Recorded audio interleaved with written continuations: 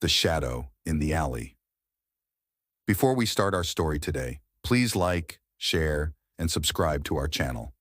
Detective Sam Archer glanced at the city's skyline as the sun dipped below the horizon, casting long, eerie shadows across the narrow alleyways of Eastwood.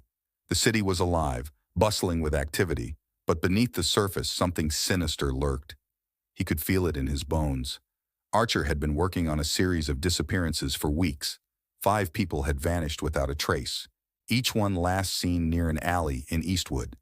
The pattern was too precise to be a coincidence. Tonight, Archer was determined to find a clue, anything that would lead him to the missing people. He made his way to the latest scene, a dingy alley lined with overflowing dumpsters and flickering streetlights. The smell of decay hung in the air. Archer's instincts told him he was getting closer. He pulled his coat tighter against the chill and stepped deeper into the shadows. Halfway down the alley, something caught his eye. A glint of metal protruding from behind a dumpster. He approached cautiously, his hand resting on the grip of his service revolver. As he neared, he saw it was a small, ornate key, partially buried in the dirt. Archer picked it up, examining the intricate design. It didn't belong in a place like this. Suddenly, a noise echoed from the far end of the alley, a soft rustling, almost like a whisper. Archer's heart pounded in his chest as he strained to see through the darkness. A figure stood there, just out of reach of the flickering light. "Who's there?" Archer called out, his voice steady despite the tension coiling in his gut. The figure didn't move. It was as if it were waiting, watching. Archer took a step forward, then another. The figure remained still, a dark silhouette against the brick wall. He could feel the weight of the key in his pocket, as if it were urging him onward.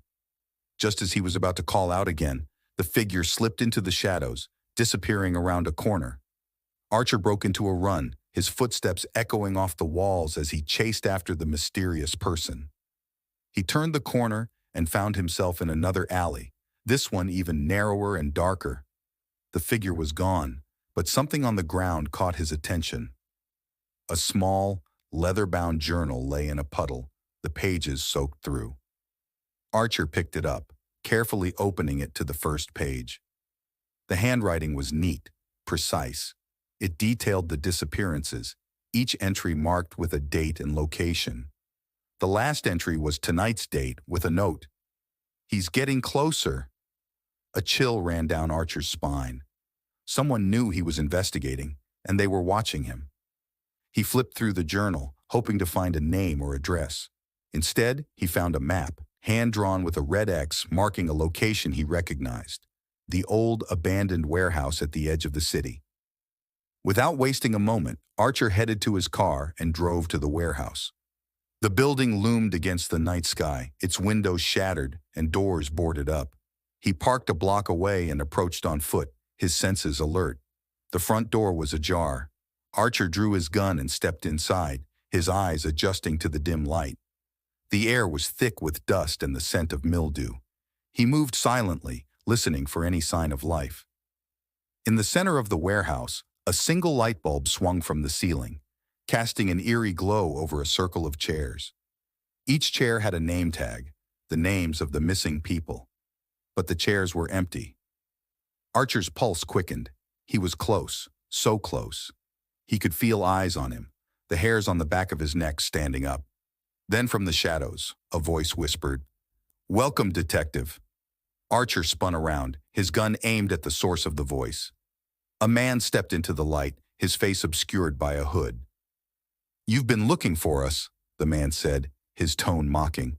"And now, we've found you." Before Archer could react, he felt a sharp pain in his neck. He reached up, pulling out a small dart. The world around him blurred, and he fell to his knees. The last thing he saw before darkness claimed him was the man's cold, smiling eyes.